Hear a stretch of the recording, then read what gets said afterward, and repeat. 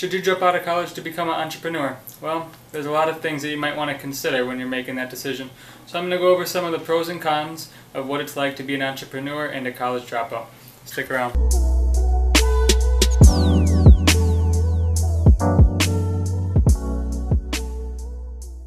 going on, everybody? Welcome back to Millionaire Mindset. Hope you're all having a great day. If you're new to the channel, welcome. My name is Sam and I provide value for you guys to help you grow personally and financially. Today we're talking about something I have a lot of experience with and a question I was asking not a few months ago. Should you drop out of college to become an entrepreneur? And like I said, there's a lot of things you want to consider before you make a big decision like this. So I'm going to let you guys know some of the main pros and cons about dropping out and becoming an entrepreneur and some of the stuff you guys want to look out for. So with that being said, let's get this video started. First pro about dropping out and becoming an entrepreneur is you're not going to have any student debt. So that was my main decision for leaving college. My first semester of college was paid for, and then it came time to pay for my second semester. And I was like, wow, I have no money to do this. I was starting my eBay business and I only had a little bit of money at the time. I wanted to put more money into my business, and it was really a hard decision to make. And eventually, at the last second, about 2 days before class started, I just hit that drop classes button and I was done. A decision was made and I didn't look back. So I don't have any student debt right now, but I'm also not in the progress of getting a degree. The next pro of dropping out is you're never going to be a slave to a 9-to-5, a corporate job. And I know it's a little difficult to think about because if you do drop out, you never really experience that 9-to-5 lifestyle. You're never sitting in traffic for an hour going to that desk job. But at the same time, if you're a true entrepreneur at heart, you know that's not for you. You know you're not going to want to sit at that desk working for somebody else, making somebody else money for the rest of your life or for 40 years until you retire. So that's going to be one of the main reasons why most people are going to want to become entrepreneurs, because they want to create that lifestyle of their dreams. They want to be able to travel. They want to be able to have free time with their family. You know, you can take off whenever you want. If your child or something has a sporting event, you don't have to ask anybody for permission. So there's a lot of pros. And that is obviously the main thing about becoming your own boss, is that you do have to set your own schedule. So if you don't want to work a 9-to-5 for the rest of your life, you have to weigh your options here. You know, a lot of people maybe aren't right to become entrepreneurs, but they still do anyways because it's kind of put on a pedestal at the moment.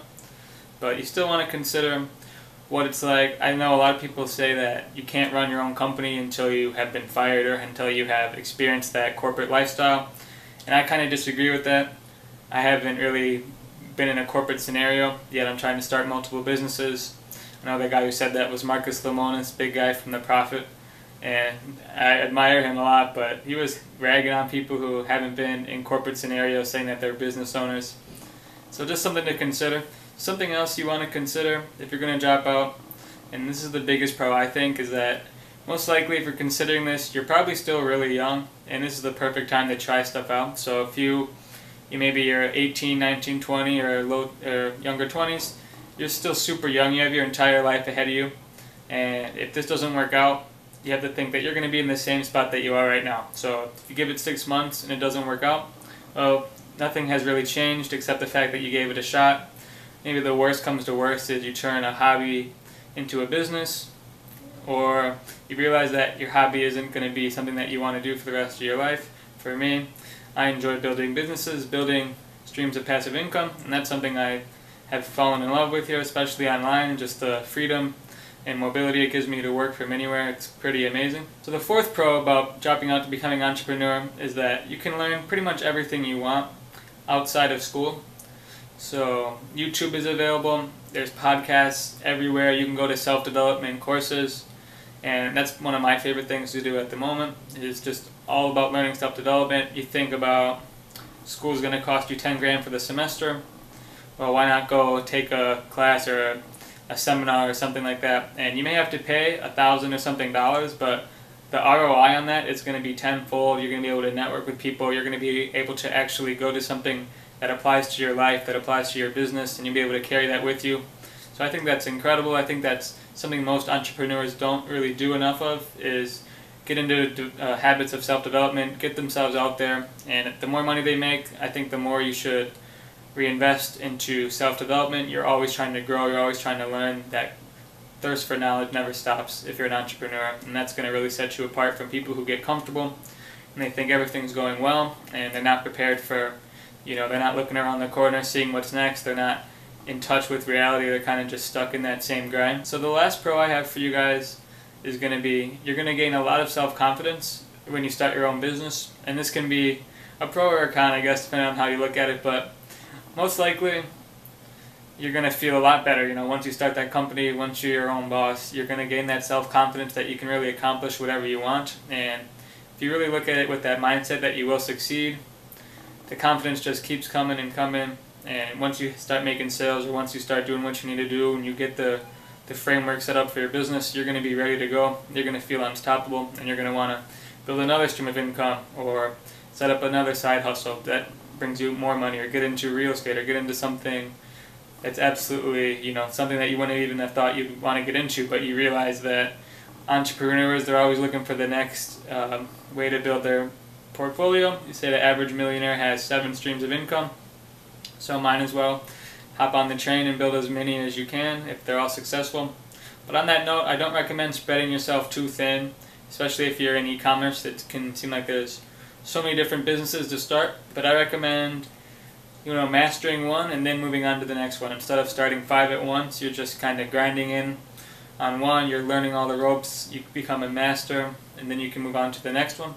So I did that with eBay. I was in the eBay trenches for 9 months or something like that before I got into Amazon, and I spent so much time just working on Amazon. For me, I've become really obsessed with everything I do, so it kind of helps, I guess. It's kind of a good trait to have as an entrepreneur. You really want to learn as much as possible. You don't want to get into a business that you know nothing about. You know, if you're getting into hair cutting business, you want to be able to know how that business works. You don't want to be able to just rely on somebody else, and if you don't know how that works, you're going to want to have a business partner or somebody else to help you out with that. So let's get into some of the cons that you might want to consider if you're dropping out and you're thinking about becoming an entrepreneur.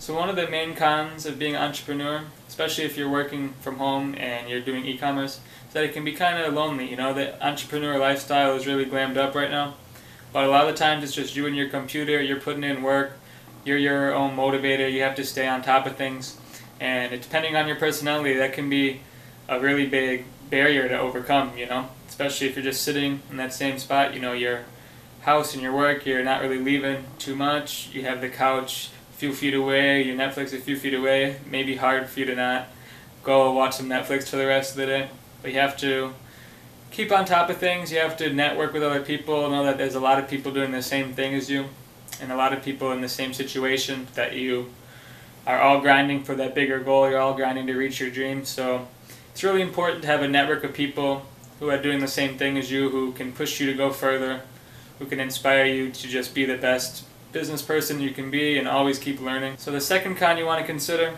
is that unlike a normal corporate job where you're going to go to school for 4 years and you know, based on the math, there may be a 95% chance of someone with that degree gets a job, and there may be an average pay of $50,000 for that job.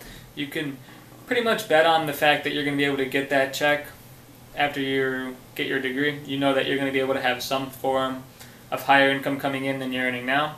But as an entrepreneur, that doesn't really come until much later in life, and you want to be able to put off that instant gratification for a later time in your life when you actually have your businesses set up and you actually are able to spend a little money without it affecting anything. So that's one of the hardest things I feel like for people to do, you know, especially if they're in their 20s.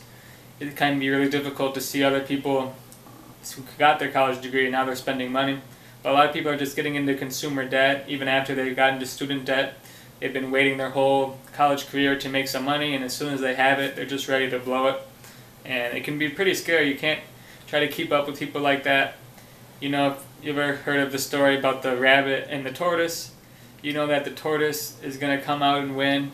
Eventually, your income is going to pass them, and you're going to be way ahead of them, whereas for them, they're going to get capped off at a certain salary. They're not going to be able to make more than X amount of dollars per year. And as an entrepreneur, you can keep building your portfolio. There's no limit to the amount of money you can make. So you have to keep that in mind as well. The other con that you might want to consider is failure. A lot of people don't want to talk about failure, but it happens more than we'd like to admit. Starting a new store, you're starting a new brand, and it just doesn't work out. The product that you picked just isn't viable in the market, or maybe the numbers just didn't add up like you thought they would. And failure is just part of entrepreneurship, so it is one of the biggest cons, but I feel like we learn a lot from our failures, and I don't really like to call things failures if I'm taking a lesson away from that. So if I'm starting a Shopify store, for example, and it doesn't work out, all of a sudden I'm not scaling, the products aren't selling, well, at least I learned how to build a Shopify store, how to create decent ad copy, how to build a trustworthy looking site, and maybe how to run Facebook ads. There's a lot of stuff we are learning along the process that a lot of people don't consider, and they shut down their store and it's like, oh, I failed, it's a complete bust.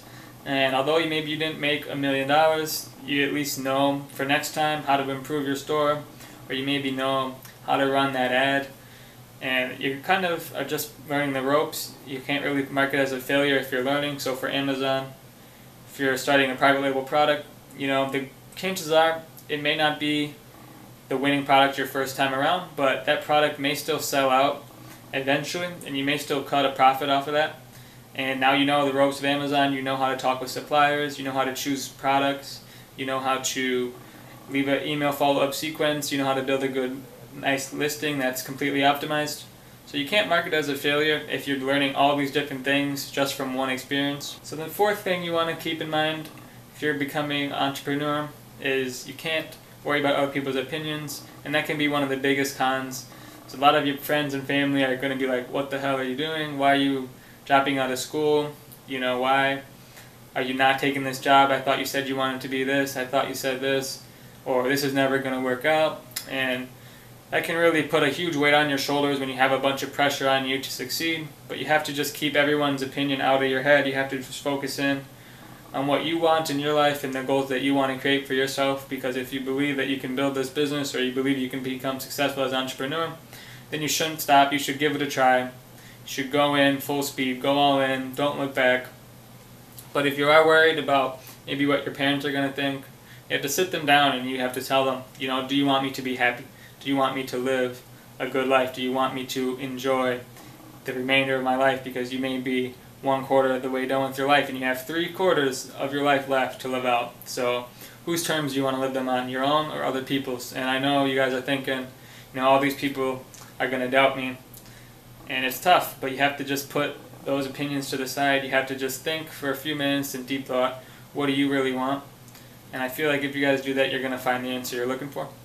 So lastly, I'm going to leave you with the fifth con, and that is, some people, they really want to get in on the college experience. I know for me, I find it hard to relate to people around my age group, so I don't really feel too bad about missing out on the college experience, but at the same time, it's hard. You're looking at other people who are enjoying their entire day, or who are on summer vacation, and they're just able to relax now, or they're able to go party, they're able to go out and drink. And it's a good part of going to college, is you get to experience all that, you get to meet a bunch of people. I'm not saying there's anything wrong with that, but for me, I just could tell I wanted something greater. I wanted to seek a different kind of gratification as far as what I wanted in my life, and I knew that right away, that I'm not really going to miss out on too much. There's plenty of other people who are a little more like-minded than the average college party people you're going to find there. You can find people who are in the same zone as you, who are working towards the same goals, who can push you to become a better entrepreneur, and who aren't just focusing on going out and getting drunk every weekend. So those are the 5 tips I have for you guys. I hope you guys enjoyed this video. Make sure you leave a comment. Which tip do you guys have, or what are you guys going to do? Hope this helped you out. And you guys can join the Facebook group. You can join a group of online entrepreneurs who are all hustling, who are all grinding towards a better goal to build their dream business. And yeah, I'll see you guys in the next video. Thanks for watching.